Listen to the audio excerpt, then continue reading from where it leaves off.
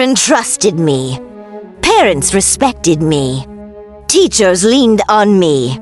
I dedicated my life to shaping futures, to teaching honesty, responsibility, and truth. Ironically, I lived inside the biggest lie of all. I met my husband when I was young, hopeful, and full of plans. He was charming in a quiet way, not loud, not flashy. He listened when I spoke. He told me I was strong, intelligent, different from other women. I believed him because I wanted to believe in something permanent. We married quickly. The wedding photos still sit in a box somewhere. Yellowed edges, stiff smiles, promises frozen in time. I remember standing beside him, thinking, this is it. This is the man who will grow old with me. I didn't know then that he had already begun to drift away. Just 1 year into our marriage, the first crack appeared. It wasn't dramatic. No screaming. No lipstick on a collar. It came quietly, through distance, through excuses, through a sudden coldness I couldn't explain. Late nights at work. Missed dinners. Phone calls taken outside. When I confronted him, my voice trembled more than my hands do now. He cried. He said it was a mistake. He said it meant nothing. He said he was scared of commitment, scared of failing me. He said he loved me, and I forgave him. I told myself forgiveness was strength.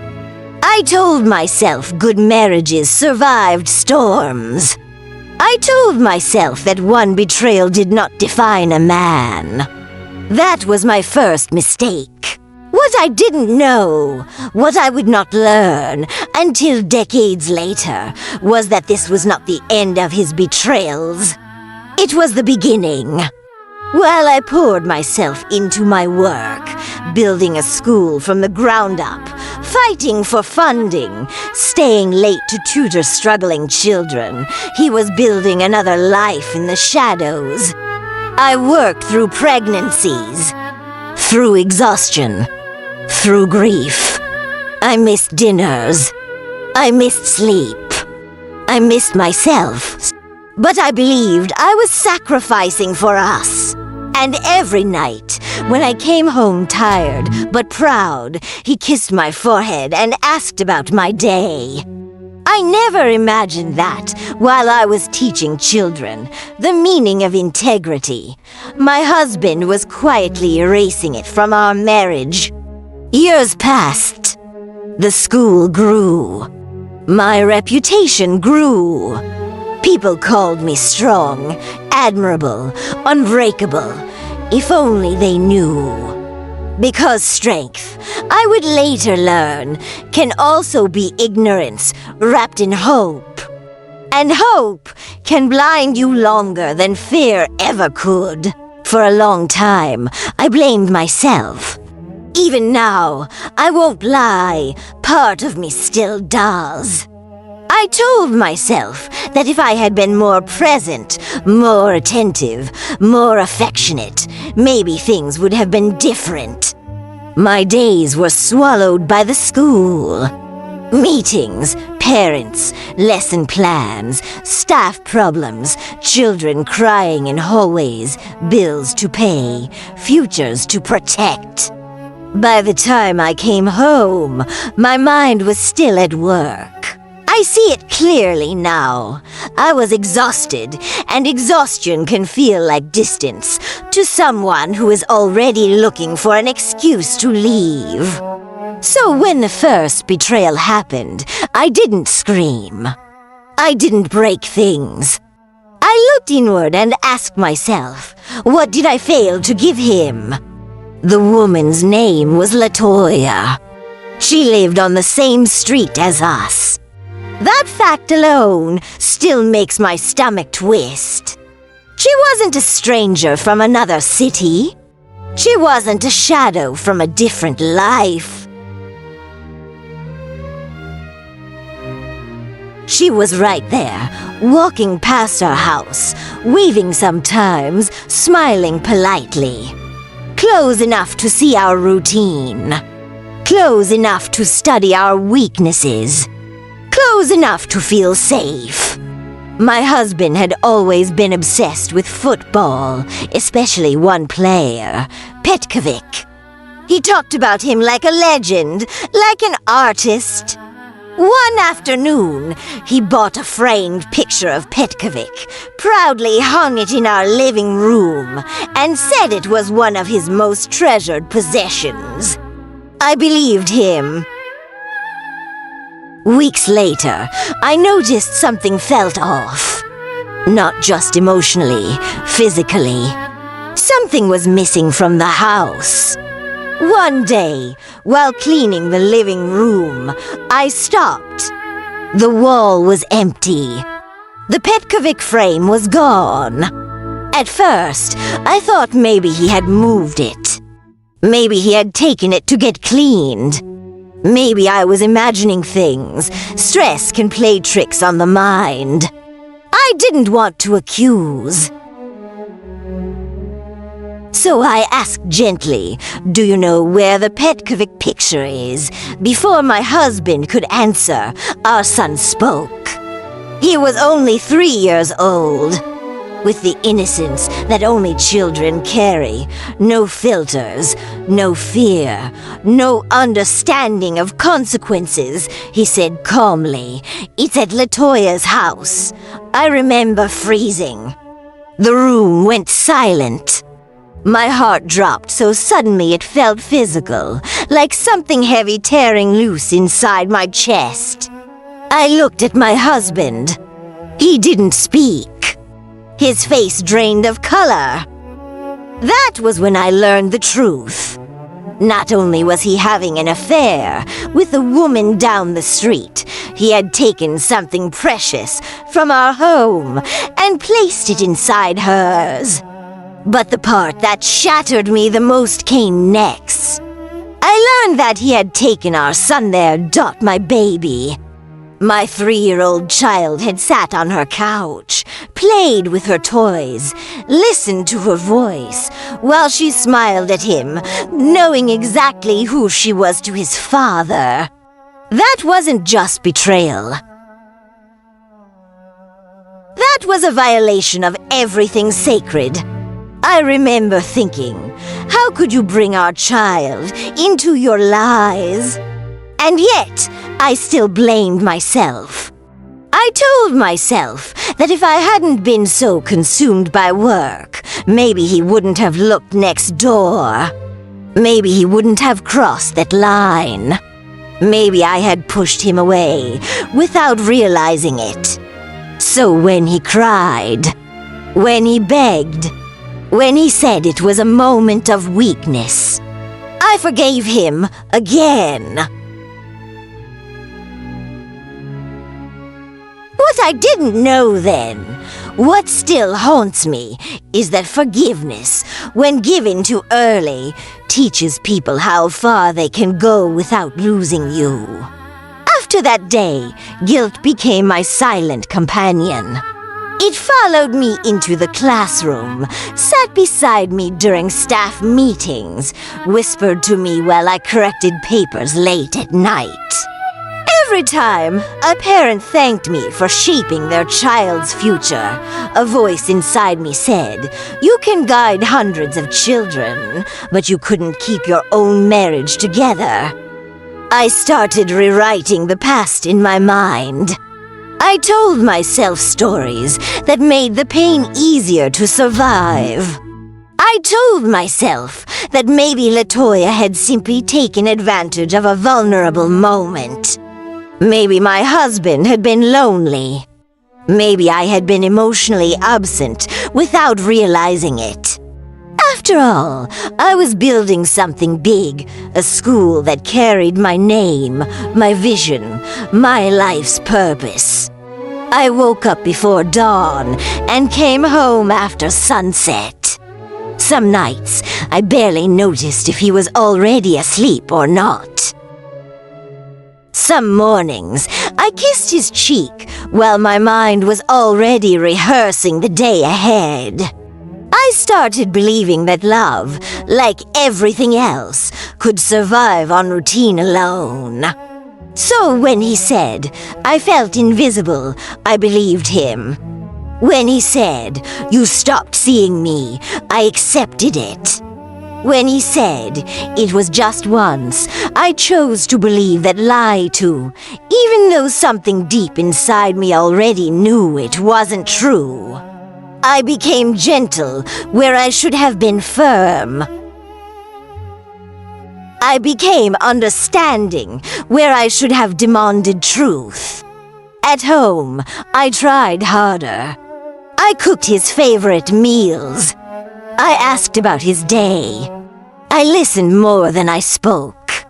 I told myself that forgiveness was strength, that holding the family together was more important than my wounded pride. And yet, every time I passed Latoya's house, my chest tightened.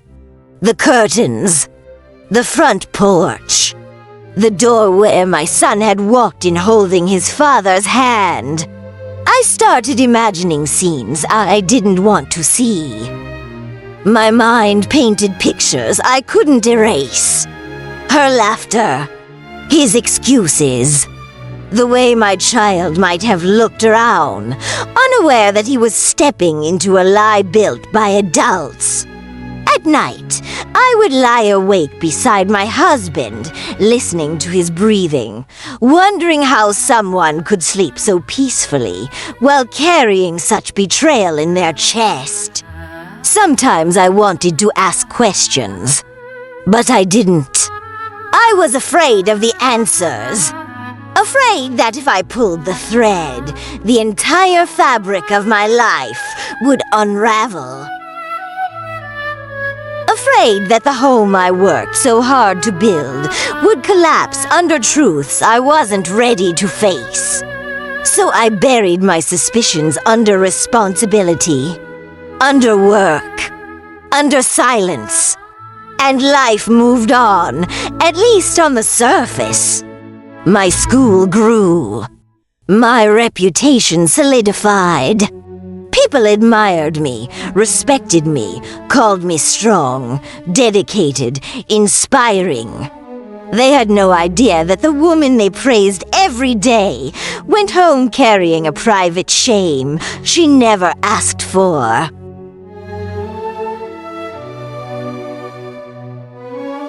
What I didn't understand back then was this: that betrayal rarely comes alone. It comes quietly at first, wrapped in apologies and promises. And if you accept it once without consequence, it learns how to return more carefully, more deeply, more destructively. And this was only the beginning. Time has a strange way of normalizing pain. What once felt unbearable slowly becomes background noise when you decide to survive instead of confront. That was my life for years after the first betrayal, survival disguised as strength.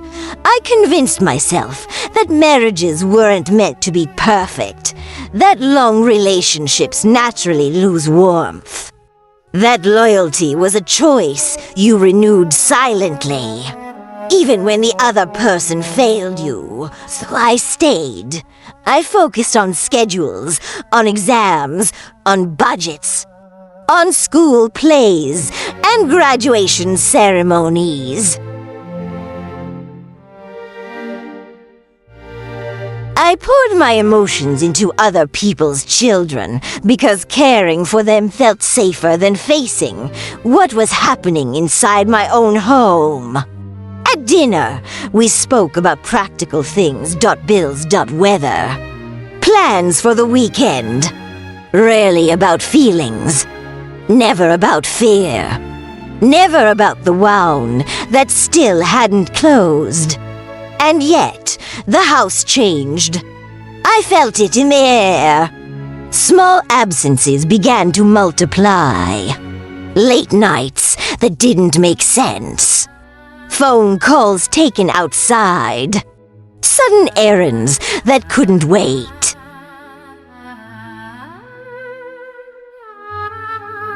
I noticed new silences growing between us, heavier than arguments, colder than anger. Sometimes I would catch myself watching him, studying his face, searching for traces of the man I married. I wondered when exactly he had learned how to lie so effortlessly. When dishonesty stopped trembling in his voice and became natural.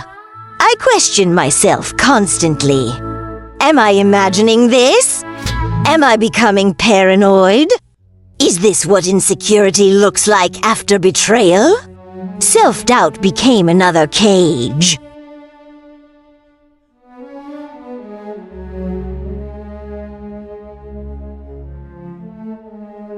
I told myself that if I confronted him again, I would be the one reopening old wounds.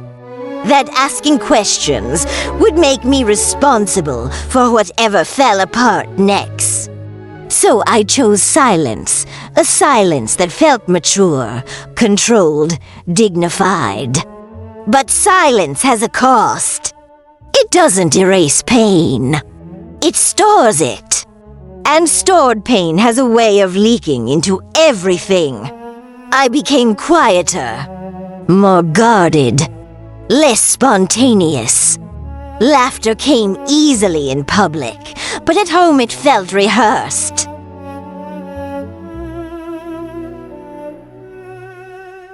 I smiled because smiling was easier than explaining why I felt hollow. Some nights, I stood alone in the living room, staring at the empty wall where the Petkovic picture once hung. That empty space became a symbol, not just of betrayal, but of everything that had been removed from my marriage without my consent. Trust.safety.truth. I wondered how many other objects, moments, and pieces of me had been quietly relocated to places where I didn't belong. And still, I stayed.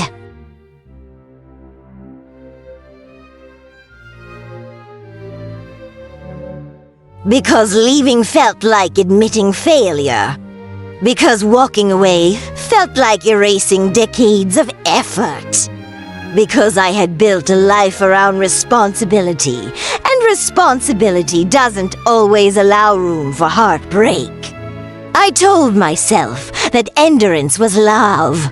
I was wrong.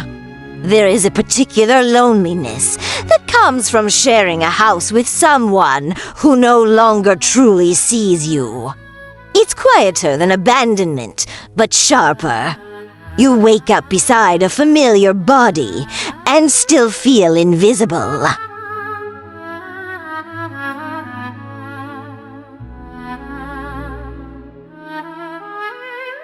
You hear a voice you know well, yet feel like it's speaking past you, not to you. That became my normal. Mornings were efficient. We moved around each other like co-workers sharing a schedule. Coffee cups placed in the same spots. Doors opening and closing at predictable times. We exchanged words that carried information, not emotion. How was your day? Busy? Dinner later? I told myself that this was adulthood. That passion belonged to younger years.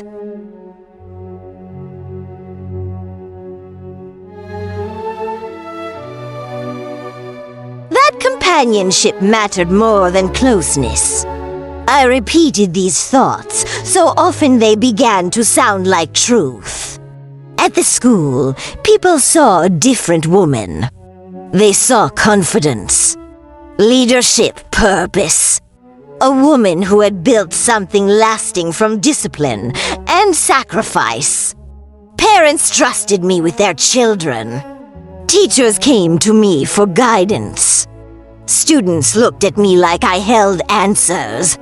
If only they knew how desperately I needed answers myself.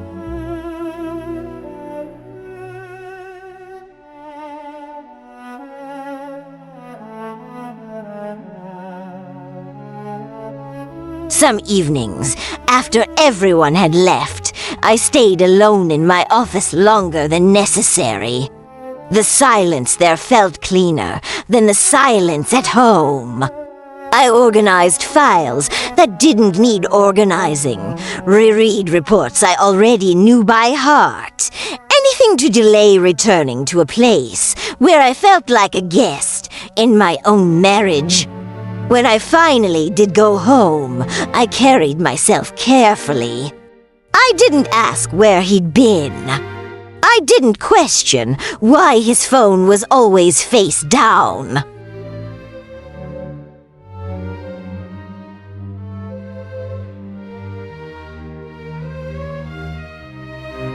I didn't comment on the emotional distance growing between us. I learned the art of not knowing. Because not knowing hurt less than confirming what I already suspected. Sometimes, I caught a glimpse of myself in mirrors or windows and barely recognized the woman staring back. She looked composed, respectable, but her eyes carried a tiredness that no amount of professionalism could hide. I wondered when I had become so good at enduring. At night, memories returned uninvited.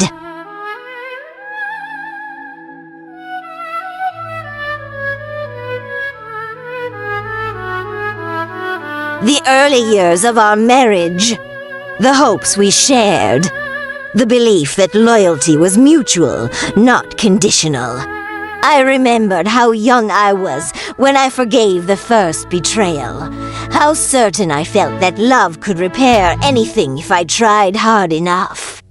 Now I understood something painful. Trying alone is not the same as building together, but admitting that felt dangerous. So I kept my pain orderly, contained, managed. I told myself that if I stayed strong long enough, stability would return.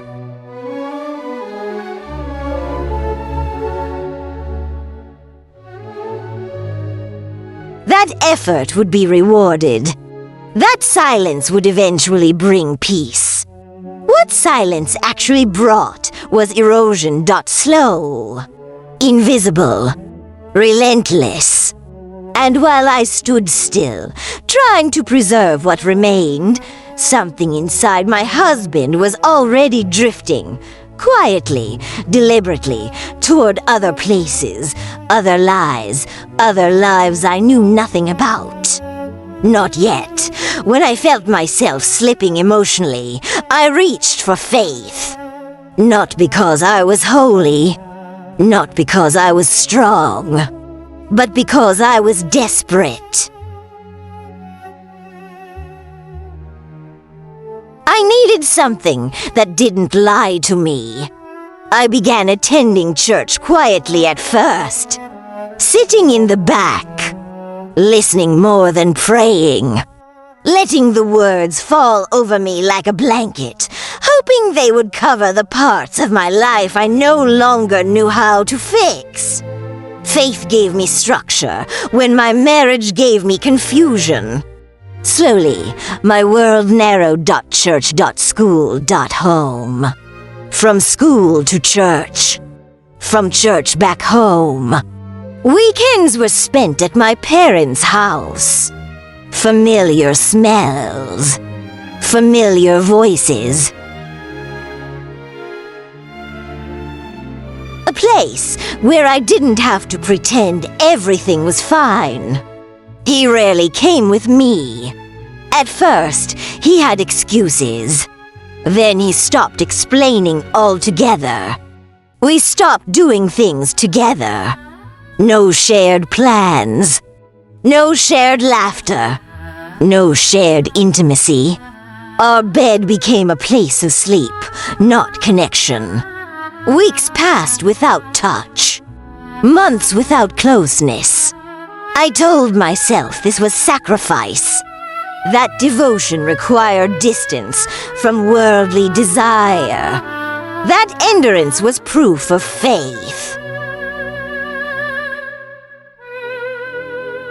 My religion taught that marriage was sacred. That separation was failure. That perseverance was virtue. So I stayed. Even when loneliness sat beside me every night. Even when silence answered where love once lived. What I didn't realize was that, while I was clinging to faith, he was clinging to someone else. This time, the signs were harder to ignore. Clothes disappeared. Not just shirts, entire outfits dot shoes. A jacket he loved. Personal items that didn't belong anywhere else.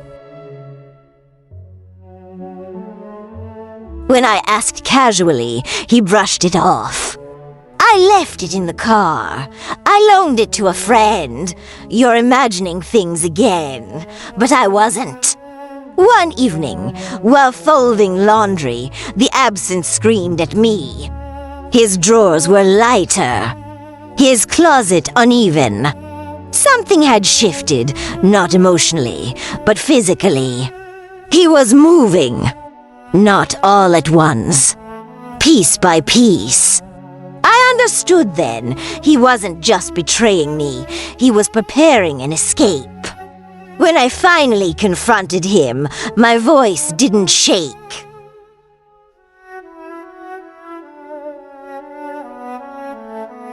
I had rehearsed this moment in silence for months. I know, I said. And I won't live like this anymore. He didn't deny it. That hurt more than any lie. He said he would leave, but not immediately. Slowly, he said, "Let's do this calmly.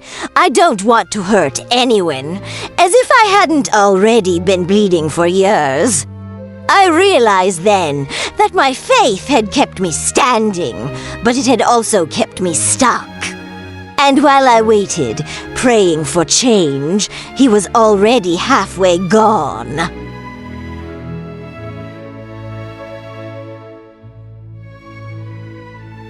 I thought faith would be an endless well, but even the soul gets tired.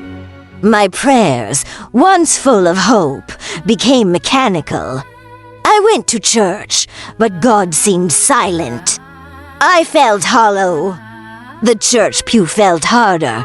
The hymns sounded distant. I was bargaining with heaven, begging for a sign, but all I received was exhaustion.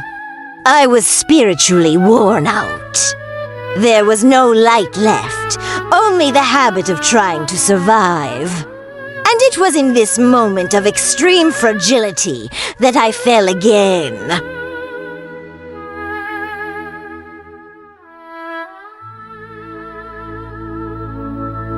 He was still at home, in that slow, tortuous process of leaving. One night, our sadness collided. It wasn't love. It was desperation. It was a pathetic attempt to prove we still existed. A false reconciliation, sealed in the dark. Weeks later, the nausea came. I couldn't believe it. After so much distance, so much coldness, I was pregnant. A pregnancy I didn't plan. That I didn't want. Not now. Not like this. But deep down, a foolish part of me thought, maybe this is it.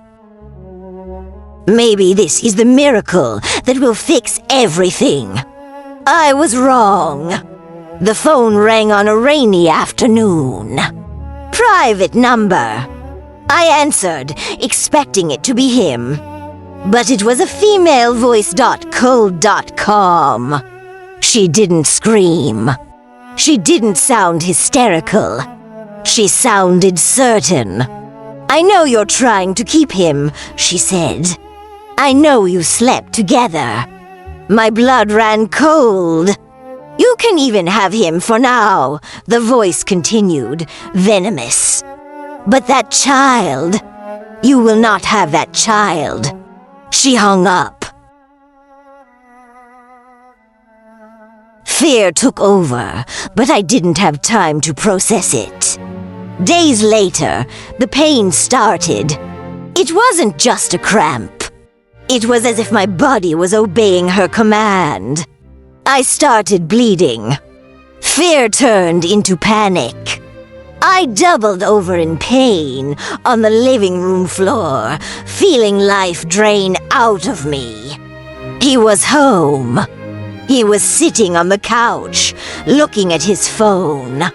"Help me," I begged, crying, feeling the warm blood. "Please, take me to the hospital." "The baby." He looked up. There was no concern. There was no panic. There was only an abyss of indifference. He didn't grab the car keys.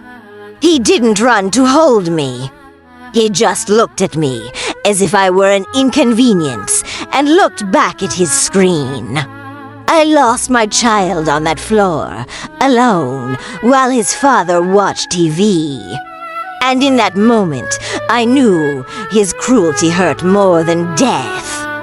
After that afternoon on the living room rug, something inside the house changed color.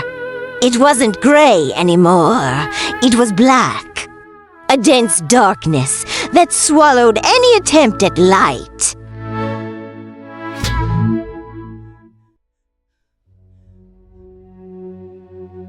I survived the loss of the baby, my body healed in the mechanical and cold way biology demands, but the wound in the living room remained open. And him, he didn't just stay sitting on the couch.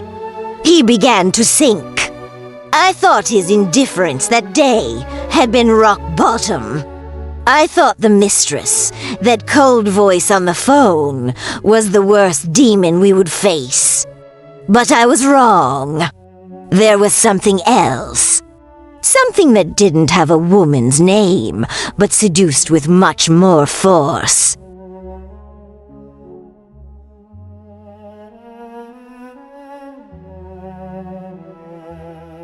It started slowly, like all tragedies. First, it was the look.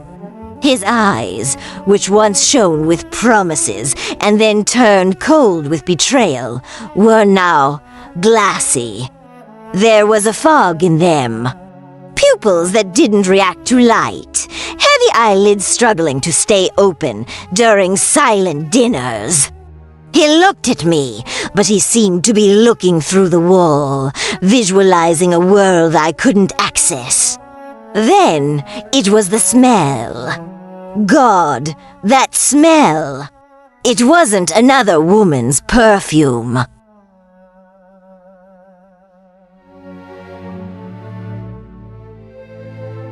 It wasn't the sweet, sickly scent I smelled on his shirts months before. It was a chemical smell, acidic, mixed with cold sweat and clothes that hadn't been washed for days.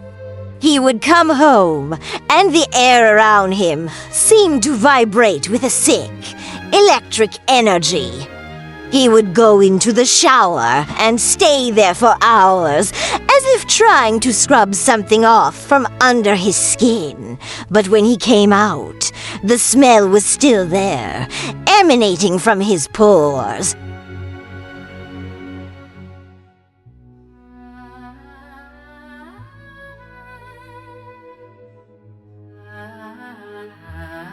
I found the first sign in the pocket of a pair of jeans he left thrown in the hallway. A small packet. Crumpled plastic. Remnants of a powder that wasn't dust. My heart didn't race. It stopped. Carnal betrayal was one thing. It was painful, it was humiliating, but this was death knocking on the front door. When I tried to confront him, he didn't scream. He never screamed. That was the cruelest trap of our life together, his passivity.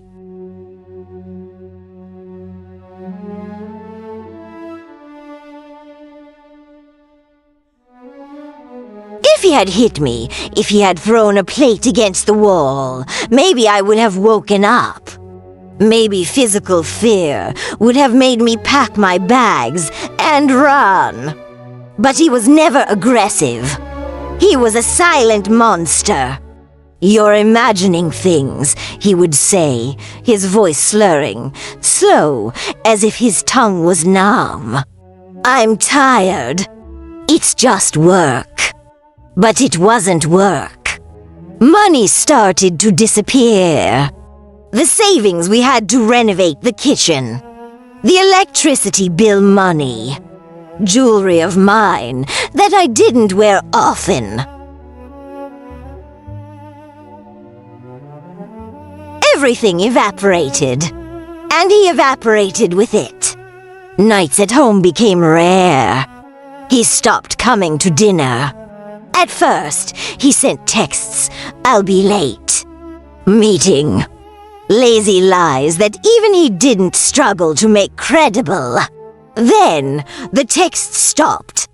I spent entire nights sitting in the armchair in the living room, watching the window, waiting for his car headlights to tear through the darkness of the street. 1 in the morning. Nothing. 2 in the morning. Silence. 4 in the morning.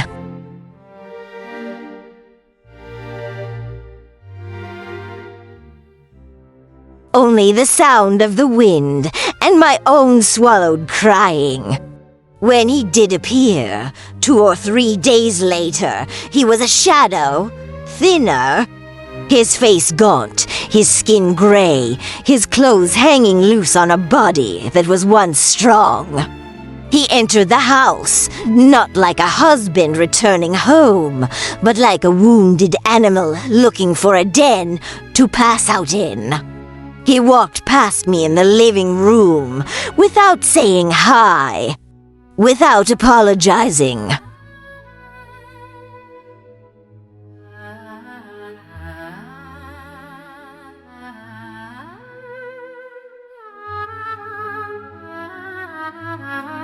He walked like a zombie to the guest room because our bed no longer accepted him and collapsed. I would go to the door of the room and watch him sleep. His sleep wasn't peace, it was a coma. He sweated coldly, shook, moaned unintelligible things. And I, in my infinite stupidity, in my distorted faith, felt pity. I looked at that man destroyed by drugs and thought, he's sick. He needs me. If I leave now, he dies. That was what kept me trapped. It wasn't love anymore.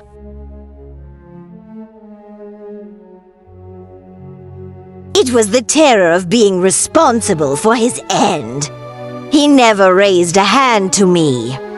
Even in the worst moments of withdrawal, when he shook and ransacked the house, looking for money, he never touched me with violence. He walked past me as if I were a piece of furniture, a chair in the way. This invisibility hurt more than a slap.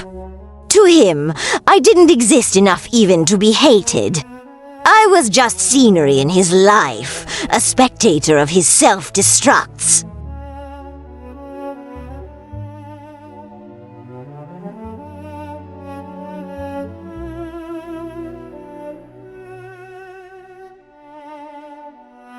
There was a night when he arrived, and I was in the kitchen. He was so altered, he could barely stand. His eyes red, his jaw locked, grinding his teeth with a horrible sound. I asked, "Where were you?" I called the hospitals. He smiled. a crooked, disconnected smile. I was in heaven, he whispered, and fell to the kitchen floor. I had to drag him. I, the betrayed wife, the mother who lost a child on the living room rug because of his neglect, had to drag his heavy, inert body to the couch.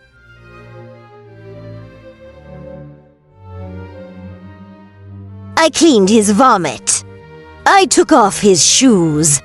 I covered his body with a blanket.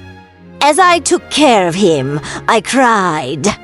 Not for him, but for myself. I cried because I realized I had become the guardian of a corpse. He was dead inside, consumed by substances that gave him the pleasure that I and real life could never give.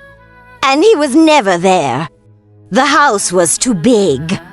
The silence was too loud. He spent weeks away now. I lived like a widow to a living husband. People at church asked about him. I lied. He's working a lot. He's traveling. Shane was my constant companion.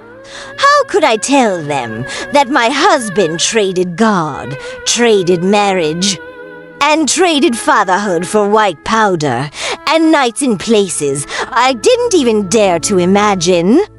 His absence became the only constant presence in my life. I woke up alone. I ate alone. I prayed. Alone.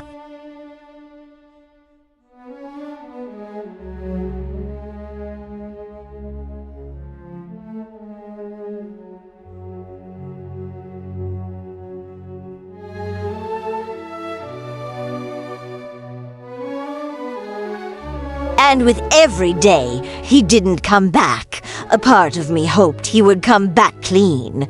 And another part, the dark part I tried to hide from God, hoped he would never come back at all. Because seeing him like that, wasting away, becoming a walking skeleton who ignored me completely, was a slow and cruel torture I didn't know how much longer I could endure. The phase of chemical euphoria didn't last forever. The money ran out, or perhaps his body's tolerance reached its limit.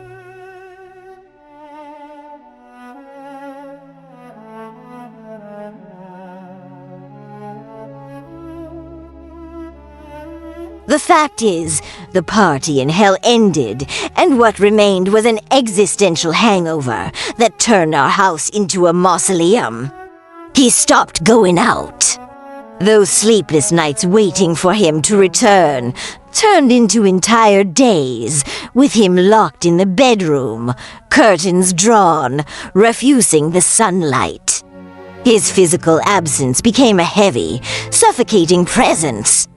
Depression descended upon him like a lead blanket. He didn't shower, didn't eat, didn't speak.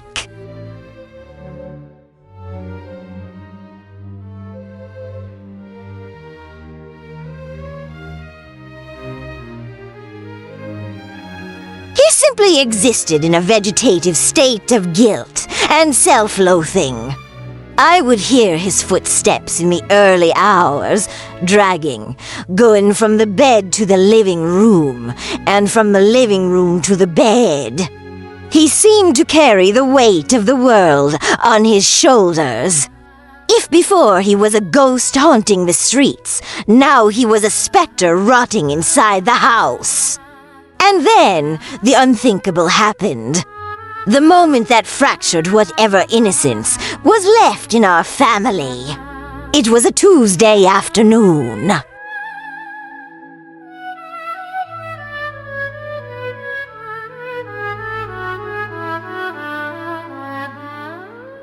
The sun was shining outside, a cruel contrast to the darkness of our living room. Our son came home early from school. He had that youthful energy, throwing his backpack on the couch, shouting, "Mom, I'm home!" unaware that he was walking into an emotional crime scene. I was in the kitchen preparing lunch, trying to maintain a routine of normalcy amidst the chaos. I heard my son's sudden silence. It wasn't a normal silence. It was the silence of someone who has seen a monster.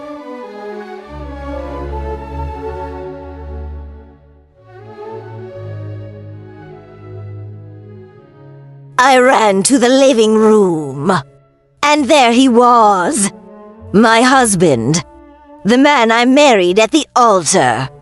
He was sitting in the old armchair, dressed only in dirty sweatpants. His face was bearded, his eyes sunken, surrounded by purple circles that looked like bruises. He was shaking. A fine, continuous tremor that made his teeth chatter. But that wasn't what stopped my heart. It was what was in his hand, a gun.black.heavy.cold. I never knew we had that in the house.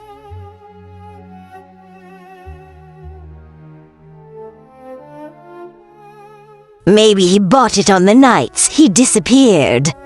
Maybe it was a cursed inheritance from that double life. He held the gun, not like someone who wants to attack, but like someone holding the only way out. The barrel was turned toward his own chest, pressed against his filthy t-shirt, right over the heart that once swore to love me. Our son was paralyzed in the entryway, pale, eyes wide, his backpack slipping off his shoulder. He was just a boy watching his father give up on life.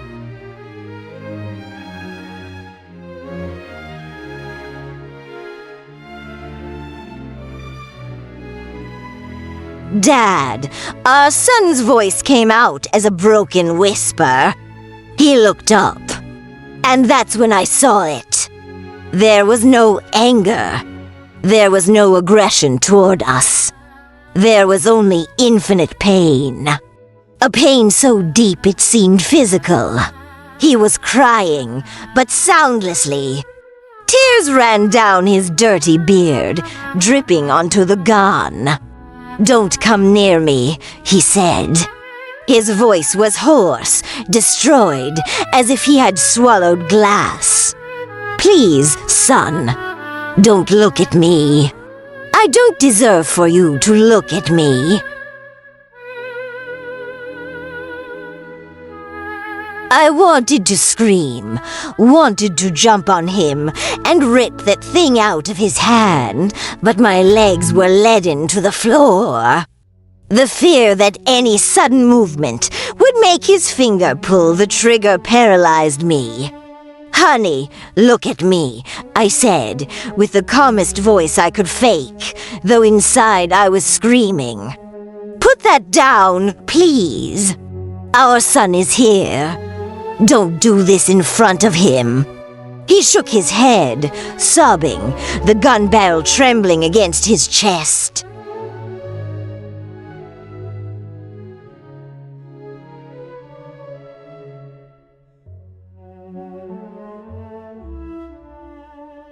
"I ruined everything," he moaned, in a mantra of despair. "I lost everything. I can't do this anymore. The head won't stop. The noise won't stop. I just want it to stop." His depression wasn't sadness. It was torture. He was being eaten alive by the guilt of destroying our family, by the memory of the baby we lost due to his neglect, by the shame of becoming an addict. He thought he was doing us a favor. "You'll be better off without me," he said, closing his eyes, gripping the gun tighter. "I am a cancer in this house. No!" Our son screamed. It was a primal scream of pure terror. He took a step forward, ignoring the danger, moved only by the desperate love of a son. Dad, no! I love you. Dad, please. That scream pierced the fog of his depression.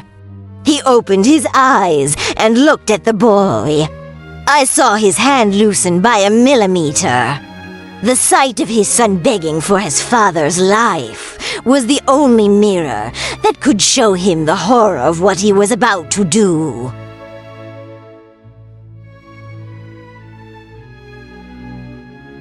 He didn't shoot that day. He dropped the gun on the rug, covered his face with his hands, and howled. A wounded animal's cry, guttural, ugly. I ran, kicked the gun away, and hugged my son, who was shaking as much as his father. We stayed there, the three of us, in the living room.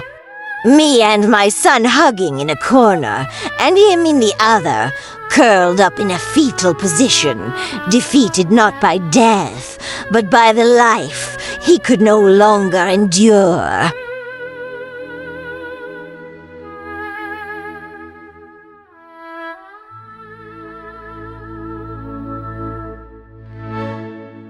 He was never aggressive with me, never raised a hand to me, but that day, with that gun, he violated our son's soul forever.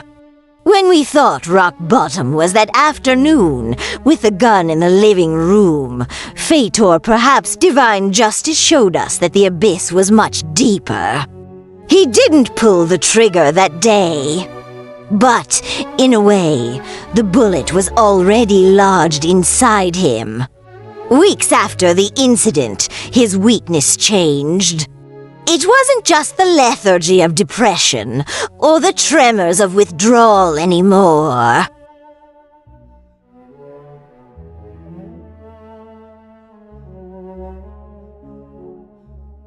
He began to visibly wither. His skin, once gray, took on a yellowish, almost translucent tone. He coughed, and the sound was wet, cavernous, as if something was breaking inside his chest. The diagnosis came on a cold morning at the hospital. The doctor used no euphemisms. Cancer. Aggressive, advanced. It seemed his body, exhausted from so much guilt and so many chemicals, had simply given up fighting the bad cells.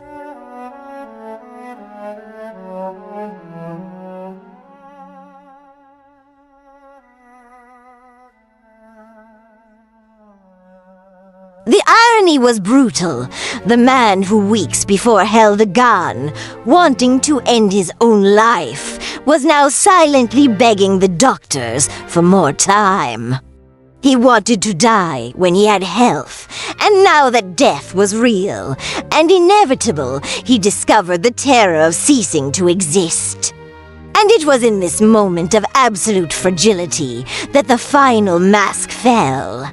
He, in his pathetic naivety, still believed he had someone out there. He still thought the other woman was a refuge.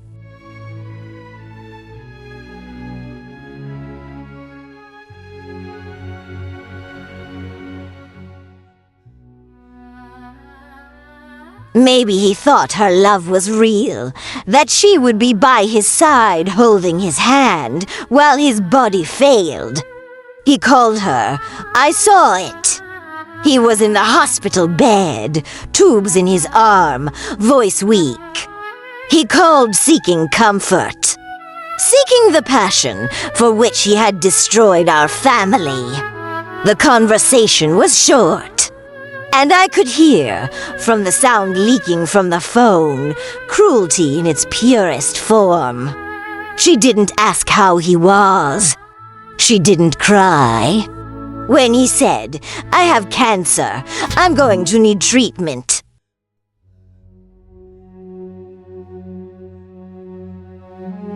There was silence on the other end. And then, her voice, that same sweet voice that had threatened my unborn child, now sounded impatient, almost disgusted. Do you think I'm going to take care of an invalid? She said. The words cut through the air of the sterile room. I'm not a nurse. I didn't sign a contract for in sickness and in health. That's your wife's problem. He tried to argue, stammered something about what they had lived. What we lived was fun, she cut in sharply.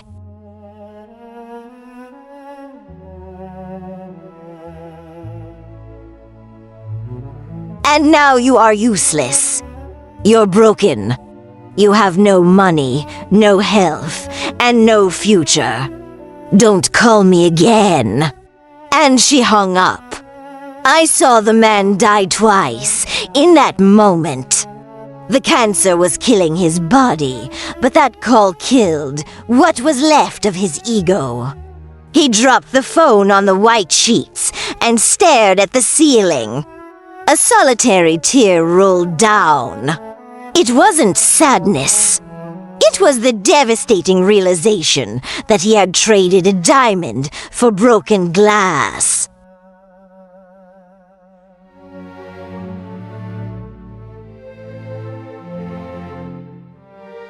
He traded a wife who would have cleaned his wounds for a woman who discarded him like trash at the first sign of difficulty. He sank. The depression that already existed became a black hole. He stopped fighting the disease. He refused food.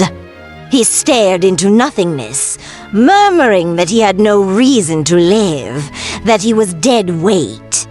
He became a hollow shell, waiting for the end. And me? I sat in the armchair of that hospital room, watching him sleep, and a silent epiphany took hold of me.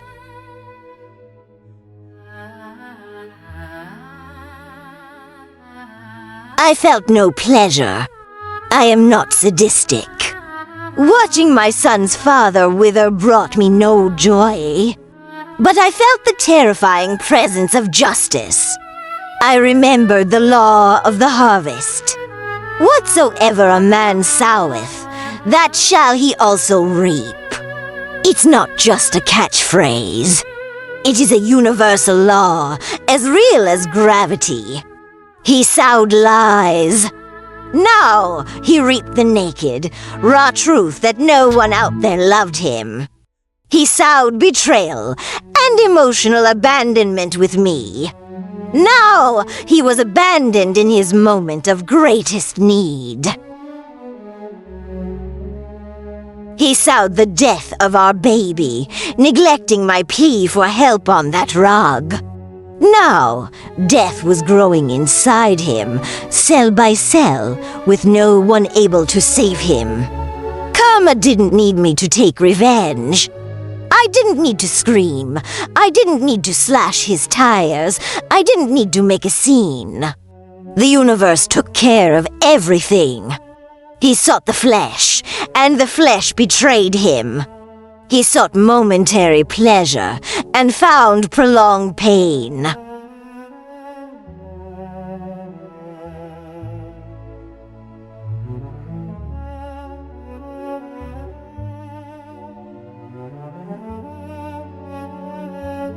There, in that silent room, listening to the monotonous beep of the machines, I understood that God's vengeance is perfect because it is fair. He was reaping exactly the storm he had spent years manufacturing. And I was just the eyewitness to the reckoning. The world told me to walk away. My friends said, let him rot. He reaped what he sowed. My own pain screamed for me to turn my back, take my children, and walk out of that hospital, leaving him alone with the ghosts he created.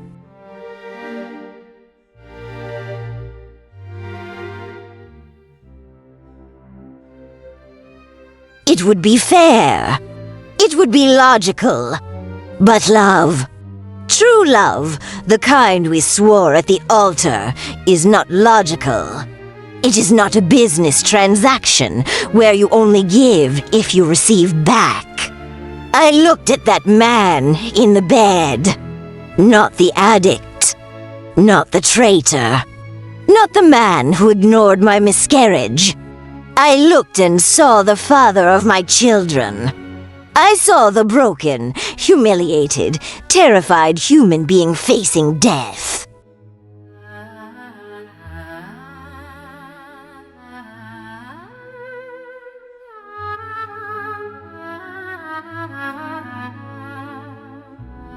The other woman left because she loved what he could provide. The money, the pleasure, the thrill. When the well ran dry, her love evaporated. I stayed. Because I didn't love what he had. I loved who he was, or at least who he could have been. I pulled the chair closer to the bed. The sound of the chair legs dragging on the floor was the only answer to his silence. He looked at me, confused. His eyes filled with tears and disbelief. "Why are you still here?" he whispered, his voice failing.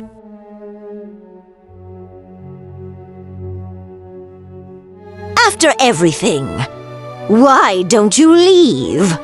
I took his hand. That hand was thin, cold, bruised from medication needles. "Because I am not her," I replied softly. "And because I made a promise. For better or for worse. In sickness and in health. You broke your part of the promise, but I will not break mine." And so, I took on the role no one else wanted. I became the nurse of his soul. It wasn't romantic. It was hard. It was messy. Caring for a terminally ill man requires a strength that comes from another world.